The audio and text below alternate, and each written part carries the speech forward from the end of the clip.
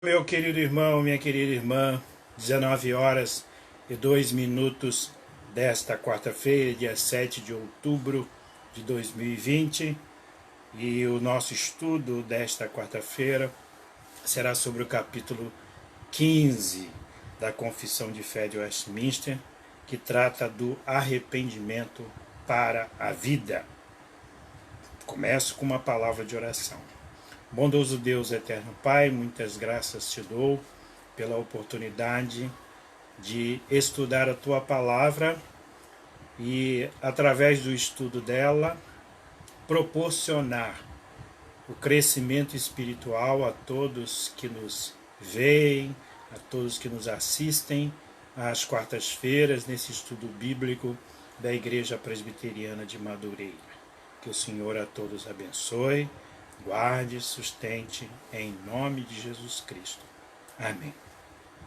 Meu prezado irmão, irmã, amigo, do arrependimento para a vida, capítulo 15 da Confissão de Fé de Westminster. Como você sabe, já acompanhado nas quartas-feiras anteriores, eu leio item a item do assunto e vou apresentando os comentários que cada um desses itens exige.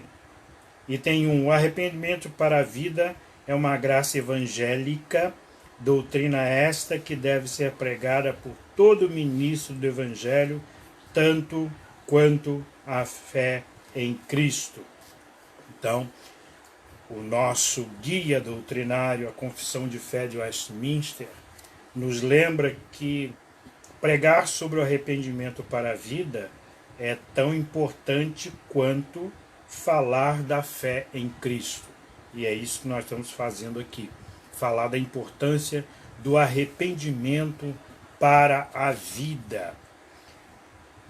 É lógico que quando se lê ou se ouve essa expressão arrependimento para a vida, se pensaria, há algum outro tipo de arrependimento? Por exemplo, haveria um arrependimento para a morte? O que você acha dessa questão? Haveria um arrependimento para a morte? Porque se não há um arrependimento para a morte, falar em arrependimento para a vida se tornaria desnecessário, porque se teria como pressuposto que todo arrependimento é para a vida. O que se faz aqui é distinguir de outros tipos de mudança de pensamento ou de mente. Por exemplo, fulano comprou um bem numa casa comercial e, como manda a lei, ele tem o tempo lá para arrependimento, especialmente se essa compra foi via internet, tem 7 dias lá de arrependimento para trocar, para desfazer a compra. Esse arrependimento não é para a vida nem é para a morte. Ninguém vai morrer se você devolver um bem que você comprou. Um outro exemplo é o caso de uma pessoa que erra contra outra e se arrepende. Esse arrependimento contra uma pessoa não teria essa característica de arrependimento para a vida.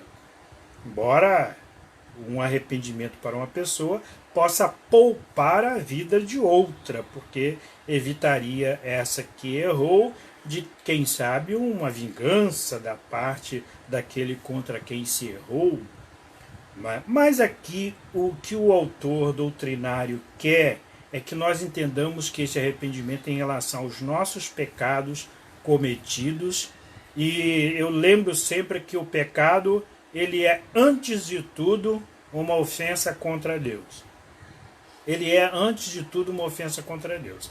E, na maioria das vezes, é uma ofensa contra o próximo também. Digo isto porque você pode pecar contra a natureza, você pode devastar a natureza desnecessariamente e, com isso, claro, causar dificuldades à sobrevivência do próprio ser humano. Você não está pecando contra alguém especificamente, mas sim contra todos. Você pode pecar contra um animal, você pode, sem o devido cuidado, gerar maus tratos aos animais, e isso não é bom que aconteça. Não é? Os animais, eles estão submissos ao ser humano, mas você não deve maltratar os animais.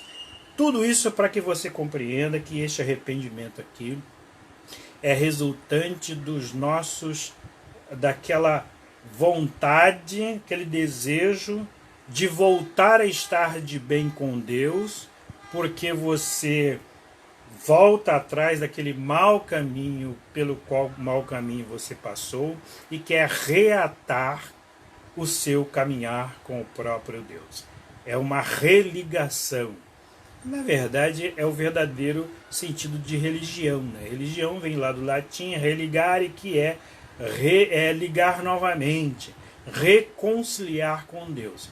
E vamos lembrar aqui sempre, nós precisamos dessa reconciliação todos os dias e várias vezes no mesmo dia, porque nós pecamos por pensamentos, palavras e obras e precisamos estar constantemente arrependendo-nos dos pecados cometidos contra Deus. Então é importante falar sobre arrependimento para a vida, como é importante falar também sobre a fé em Cristo Jesus.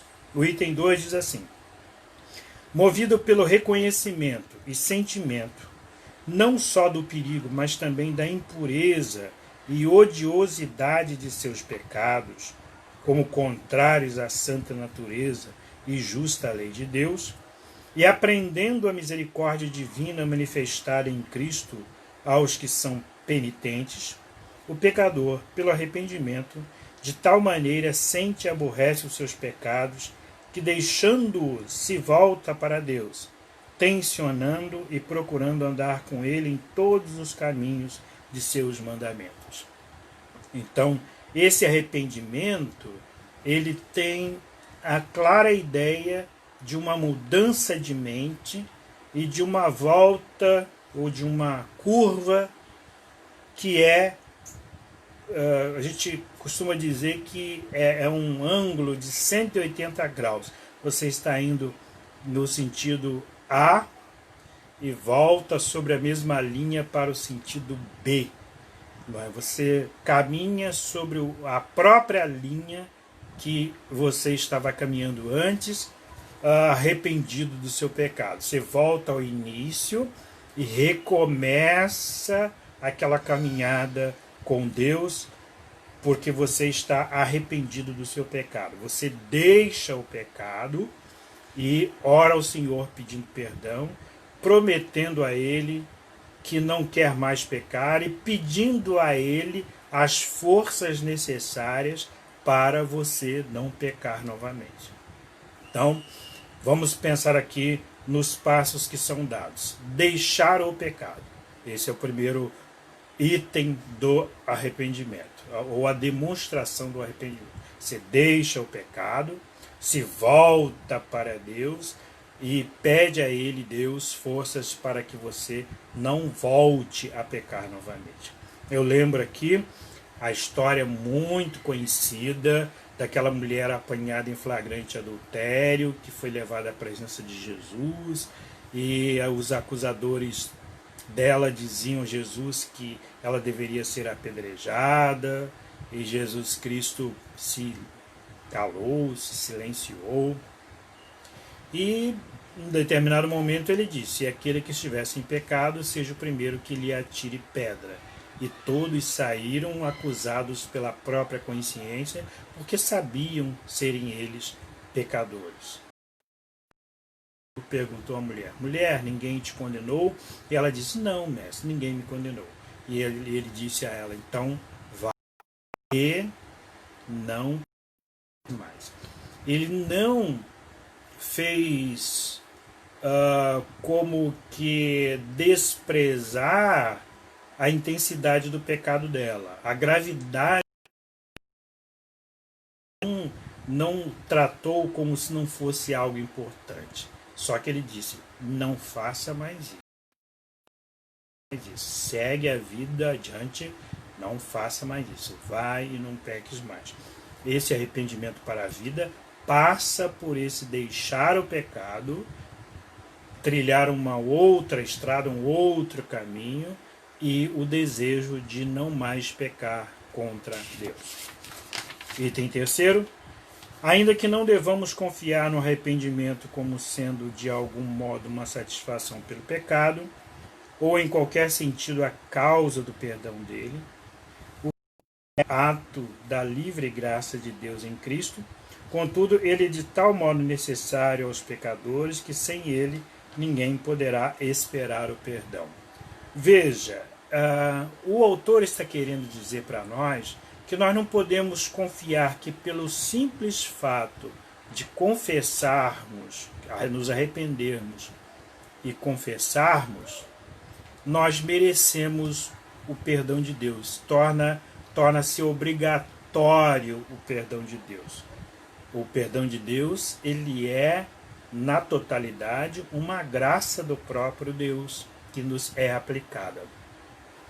E para que você compreenda bem isso, deixa eu contar uma historinha de uma senhora cujo filho foi condenado a uma pena, a pena de morte, e ela, muito condoída disso, procurou se dirigir ao magistrado que estava condenando aquele seu filho e pediu a ele que ele oferisse o perdão para o seu filho. E aí o magistrado disse, mas o seu filho não merece o perdão. E ela disse, senhor magistrado, eu sei que o meu filho não merece o perdão. Porque se o senhor aplicar sobre ele o que ele merece, o senhor estará fazendo justiça. Mas eu não estou pedindo justiça para o meu filho. Eu estou pedindo misericórdia. A misericórdia é quando Deus retém a mão punidora. Deus iria nos castigar e ele retém esse castigo. Então, quando nós confessamos os nossos pecados, debaixo do arrependimento para a vida, nós nos colocamos diante daquele grande guarda-chuva divino para ele, assim desejoso, assim desejando, aplicar o perdão para cada um de nós. Mas nós não ganhamos méritos tão somente pelo fato de nós confessarmos ou de nós nos arrependermos. Ele nos perdoa pela graça, porque a graça dele é muito maior do que a vida e muito maior do que o nosso próprio pecado. Então, desse modo, nós temos que confessar, submetendo a ele a aplicação do perdão por misericórdia, que ele coloque o coração na nossa miséria e assim nos perdoe segundo a sua santa vontade. Item 4. Como não há pecado tão pequeno que não mereça condenação, assim também não há pecado tão grande que possa trazer a condenação sobre os que se arrependem verdadeiramente. Aqui é o seguinte, vou reler. Como não há pecado tão pequeno que não mereça condenação, assim também não há pecado tão grande que possa trazer a condenação sobre os que se arrependem verdadeiramente. Vamos compreender bem isso aqui. Talvez nós menosprezemos os pequenos pecados, os pequenos delitos que cometemos. Isso é uma coisa pequena, não vou nem falar com Deus sobre isso. E aqueles grandes pecados, aqueles que têm grandes consequências, grandes proporções, e aí nós queremos confessar a Deus para pedir a Ele perdão. Não há essa distinção. Deus é ofendido com o pequeno pecado, aquele de menor importância, e é ofendido com um grande pecado também. Então nós precisamos estar sempre apresentando a Deus em confissão o nosso pecado, para que Ele nos perdoe. Item 5. Os homens não devem se contentar com um arrependimento geral, mas é dever de todos procurar arrepender-se, particularmente de cada um de seus pecados. Talvez você já tenha ouvido, estando na igreja, na hora das orações, especialmente na hora da contrição, que é um horário específico para essa confissão de pecados dentro do culto, alguém dizer assim: Senhor, perdoe a multidão dos meus pecados, perdoe os meus muitos pecados e tudo mais. É uma forma genérica, geral, de se referir aos seus pecados. É claro que para uma oração pública é até assim mesmo que deve ser feito, porque não convém determinados pecados serem ditos publicamente, porque isso aí interessa a você e Deus. É um pecado que você cometeu e não interessa, a não ser que você tenha pecado contra alguém ali, especificamente no culto, mas ainda assim seria uma confissão particular a essa pessoa e não publicamente. Então, essa expressão, perdoe a multidão dos meus pecados, ela é até válida para um culto público e para uma oração feita em público, mas nas orações particulares, e para isso temos no culto também a oração silenciosa. Você apresenta a Deus o seu pecado específico, e para este pecado específico você pede perdão. Senhor, hoje eu aborreci profundamente fulano de tal. O Senhor me perdoe. Mas também não basta isso para que todo o processo de perdão seja conferido. É necessário que você também vá a essa pessoa e a ela peça perdão, porque você falou com Deus, mas talvez o mais difícil seja falar com a pessoa. Normalmente é. O mais difícil é falar com a pessoa. É mais fácil falar com Deus, porque você sabe que Deus é compreensivo, Deus é misericordioso, Deus é longânimo.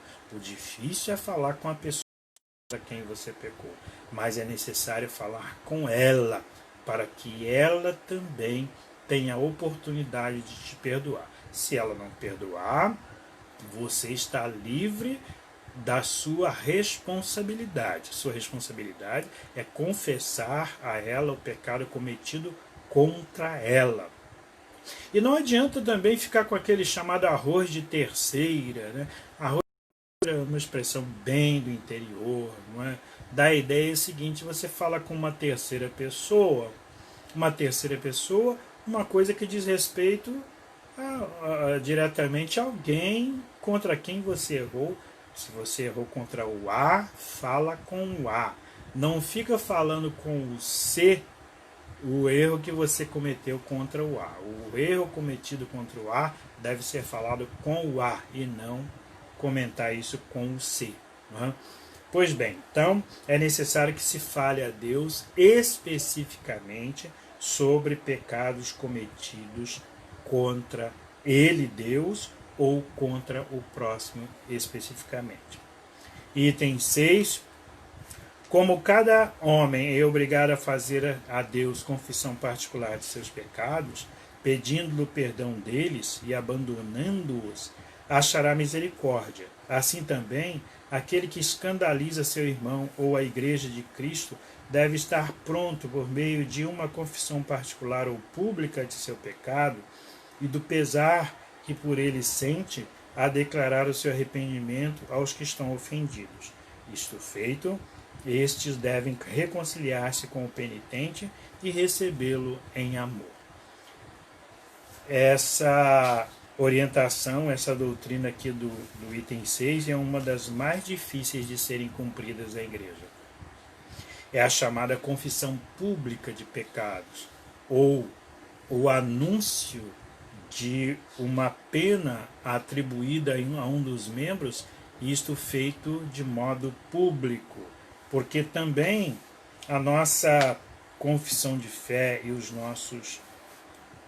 a nossa lei doutrinal, a nossa lei disciplinar, ela diz que pecados ocultos são tratados de modo oculto, pecados públicos são tratados de modo público.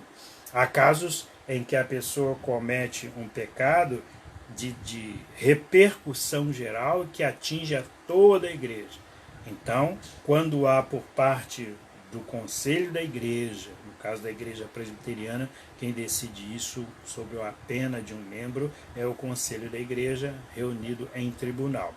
Quando o conselho decide pela pena de alguém, essa informação da pena deve ser feita de modo público, e é muito doloroso isso, porque isto causa um mal-estar profundo naquele que recebe a pena, e evidentemente que dá uma satisfação à igreja de que aquela pessoa que cometeu o pecado foi punido, mas é muito difícil isso, até porque se fizer com um e não se fizer com o outro, causará uma diferença de tratamento, causará dois pesos e duas medidas na vida da igreja.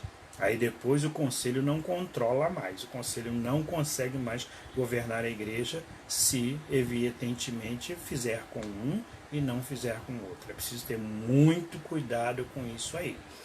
Talvez seja mais adequado uma reprimenda particular perante o próprio conselho e não fazer isso publicamente. Até porque, devido à mudança de leis civis no nosso país, isso pode gerar também ações aí contra a própria igreja, contra o pastor. Então é preciso que se tenha muito cuidado sobre essa aplicação de uma pena pública, de uma forma pública, porque você pode expor a pessoa demasiadamente.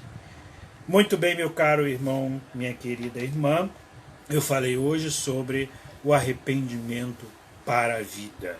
E o desejo é que todos nós estejamos constantemente nos arrependendo dos nossos pecados diante de Deus e diante do próximo também.